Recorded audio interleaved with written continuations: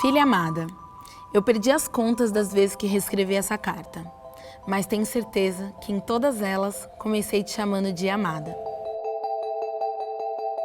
Era um belo dia e você me surpreendeu querendo saber como que eu era na escola. É uma pergunta corriqueira, própria inclusive de uma criança da sua idade. Veio um turbilhão de memórias, me emocionei. Mas quando te respondi, disfarcei a voz embargada e te disse: Eu era uma das melhores alunas da sala e tirava as melhores notas. É tudo verdade, mas tem algumas coisas que eu não te contei e por isso te escrevo. Sabe, filha, a escola, esse lugar que a gente aprende a fazer parte do mundo que a gente vive, também me transformou em coisas que eu não queria ser. Também me fez experimentar sentimentos que eu não queria sentir. Por isso, preciso voltar para a escola e entender a menina que ali ficou sozinha. Eu sou Ana Paula Chongani, criadora de conteúdo, empresária e mãe.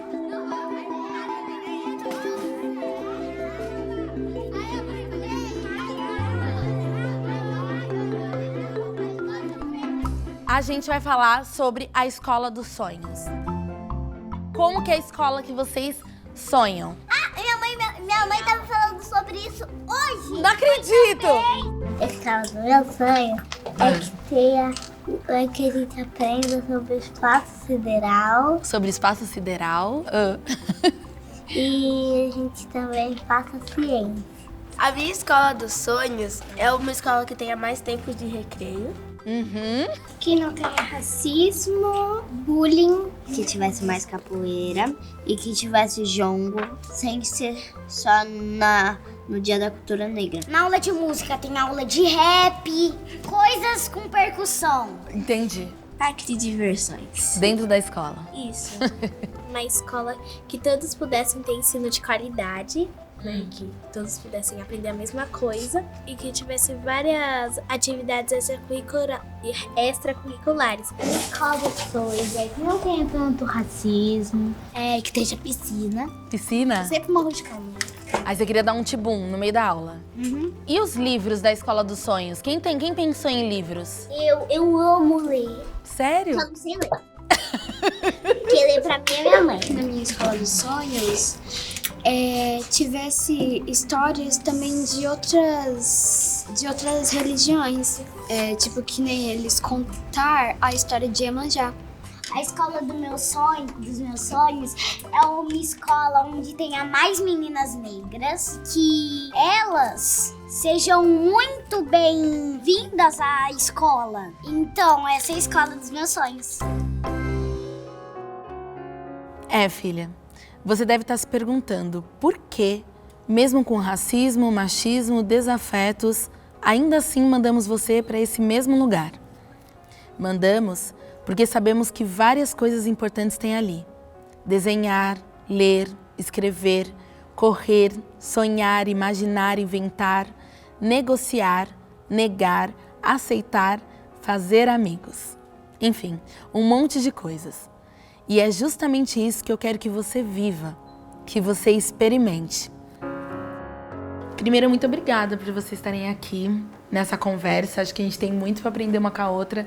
E principalmente eu, Débora, como que são as relações dessa menina negra no ambiente escolar? Relação aluno com aluno, né? Aluna com aluno e professores com aluno. Bom, primeiro é uma relação de não se sentir contemplado, né? O pertencimento e essa apropriação desse espaço da escola, ele é muito mais difícil para as pessoas negras. Esses corpos, os saberes desses corpos não estão no currículo e esses corpos não se sentem parte daquilo. Então, a relação entre os alunos, a gente vê que as meninas sofrem racismo o tempo todo e aí elas vão ficando, a maioria delas, cada vez mais quietas, ou então, uma outra resposta também é ficar um tanto agressiva. Eu acho que entender o racismo como um modo estrutural de construção e de funcionamento das sociedades, especialmente das sociedades ocidentais. Então, todas as nossas sociedades, elas são estruturalmente racistas. E isso se articula com uma lógica dos estereótipos de gênero, né, e dos papéis sociais atribuídos a homens e mulheres e que se desdobra para a juventude e para a infância. Então esse corpo que cada um de nós carregamos, ele vem no interior de uma série de textos e de imagens e de construções históricas que chegam antes. E então, esse processo de desconstrução é um processo longo, é um processo lento, ele às vezes é um processo doloroso. Todos esses campos de conhecimento vão constituir uma leitura de que as crianças negras, as meninas negras não são inocentes, então as meninas negras vão ser mais punidas nas escolas, porque há uma construção histórica de que elas são mais agressivas, de que elas são mais raivosas. Há uma sexualização das meninas negras muito precoce. Então todas essas imagens, elas estão no campo social e elas são historicamente construídas. Clélia, vamos falar sobre afeto? Como que acontece o afeto para meninas negras no ambiente escolar? Quais são os impactos na educação, nas suas notas? Quais são os impactos nas suas relações interpessoais, nas suas relações com os professores? Pensando no processo de aprendizagem, a memorização sempre se dá associada a um dado afetivo. Meninas negras na escola passam muitas vezes por afetos negativos, que dificultam elas estarem na escola, inclusive. Seja porque elas são menos observadas, seja porque elas são menos tocadas, seja porque as professoras e professores muitas vezes não têm uma expectativa de que elas vão muito longe. Se a gente pensa nas populações negras que foram trazidas escravizadas, para nós o afeto sempre foi algo proibido, prejudicado. O afeto precisa ser o item de uma educação emancipatória. E precisamos de uma sociedade que também não finja que tudo isso não está acontecendo. Todo mundo sabe que a escola é violenta, todo mundo sabe que meninas negras têm prejuízo na escola. Não fazer nada não significa ser neutro, significa ser conivente. E tem mais uma coisa que eu gostaria de chamar a atenção. A gente não olha para a criança que cometeu a discriminação como alguém que precisa de cuidado. E essa criança que acha que o cabelo dela, porque desce reto e aquece o couro cabeludo, ou seja, foi projetado para regiões frias, é mais bonito ou normal do que um cabelo crespo que faz curvas e segura ar.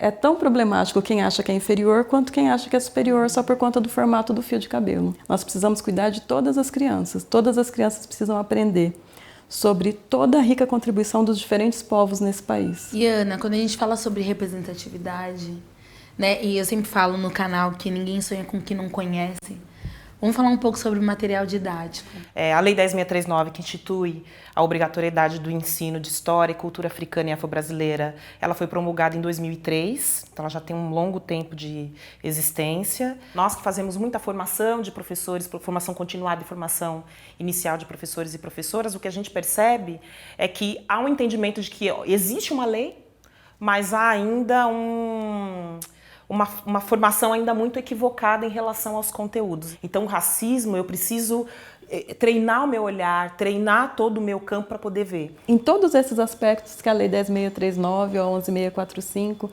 que elas são colocadas em prática, são os valores civilizatórios africanos e afro-brasileiros presentes na escola.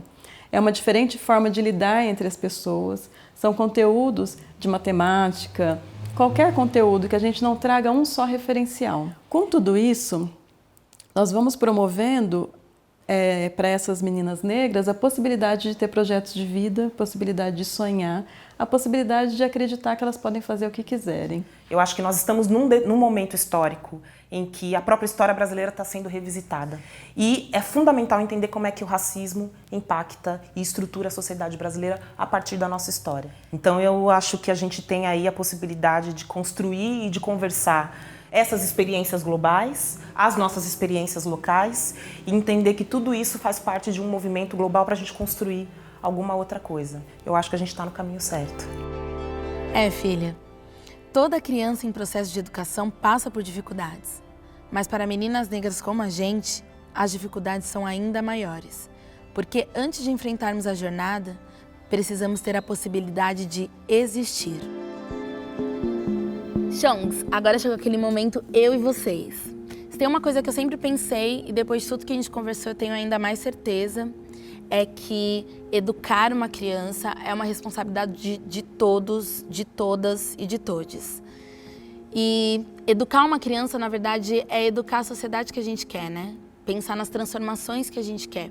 Então, meu convite para vocês é vocês pensarem qual que é a criança mais perto de vocês, qual que é a menina mais perto de vocês e, principalmente, qual que é a menina negra mais perto de vocês. Pensar nisso é também pensar como que você pode transformar o aprender e o ensinar dessa criança. É lembrar que a educação acontece sim na escola, mas acontece em todos os lugares, acontece fora da escola. Então todas nós, somos seres educadores. E se pensar como ser educador é pensar que a gente tem que estar constantemente aprendendo, reaprendendo, desaprendendo, aprendendo de novo. E principalmente atento para garantir que crianças, meninas e principalmente meninas negras possam existir na nossa sociedade, possam existir nesses ambientes de educação. As famílias dependem muito da escola, mas as escolas também dependem muito da família, independente de que família você tenha, de que família você faça parte. Participar da escola é fundamental. E sem contar das professoras, professores e educadoras, que a gente sempre fala aqui no canal que eu tenho um profundo respeito. A gente tem que sempre olhar para essas profissionais com muita dedicação e carinho. Lembrar que tem muita gente fazendo coisas incríveis em todas as partes do Brasil. Quer ver? Eu vim contar para vocês que já tem muitas professoras que com muito esforço em várias regiões do Brasil que já estão construindo a escola que a gente sonha. Querem conhecer? Sim! Nossa! Tá, primeira, a Nayara Santos. A Nayara Santos, ela é de Salvador. Ela tem como projeto pedagógico, o jeito que ela ensina as crianças, é mostrando o quanto que as culturas africanas contribuíram para a construção da civilização, sem deixar de lado as outras histórias que acontecem e aconteceram aqui no nosso país. A segunda é a Larissa Moraes. A Larissa é de Porto Alegre, Rio Grande do Sul, e ela idealizou o Afroativos, que é um calendário que promove ações da cultura afro-brasileira e ajuda a empoderar, a conscientizar, principalmente no ambiente escolar. Tem também a professora Odacília Conceição. Quem tem uma foto dela? A Odacília é de Ananindeua, no Pará. A Odacília, desde 2009, ela promove, a partir da cultura negra e cultura afro-brasileira, ela ensina matemática para os alunos e consegue um desempenho muito melhor dentro da sala de aula. Tem também a professora Odara Dele. Quem tem uma foto dela? E ela criou um aplicativo gratuito que chama Alfabanto, que auxilia na oralidade e na alfabetização a partir de contação de história dos povos africanos, principalmente de origem banto. E também a professora Elizabeth Aires Leite, que ela é de Cristalândia, que fica no Tocantins. Que durante o ano ela cria o projeto Batuque. Os alunos confeccionam seus próprios instrumentos e no final de todas essas confecções, eles apresentam para toda a escola. Recreio. Só existindo, a gente pode ser o que quiser. E a escola precisa ser um lugar que a gente possa existir plenamente. A educação para meninas precisa garantir justas oportunidades de aprendizado e de desenvolvimento. Ensinar para você e para todo mundo sobre quem é você, seu nome, o lugar de onde você vem, seus cabelos, sua pele, seus povos, sua história, sua ancestralidade, sobre o futuro que você quer, que você pode querer, que você e todas as meninas merecem. Fizemos nosso próprio jogo da memória, né?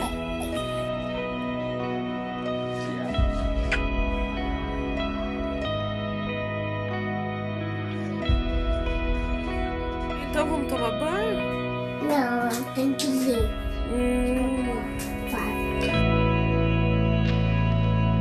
Mãe, Ih, filha! Senta aqui. Agora é a sua vez. Como que é a escola dos seus sonhos? não, dos seus sonhos. Dos seus sonhos. De artes. Que mais? Com professora de artes. Que mais? Com muita arte. Que na escola tivesse gente de todos os países. Que os amigos me respeitem e que eu seja muito feliz e também meus amigos e professores e diretores também sejam muito feliz. E que a minha escola dos sonhos não seja a minha escola só dos sonhos, seja a minha escola de verdade também. Porque precisamos mudar a educação pela IO e por todas as meninas negras.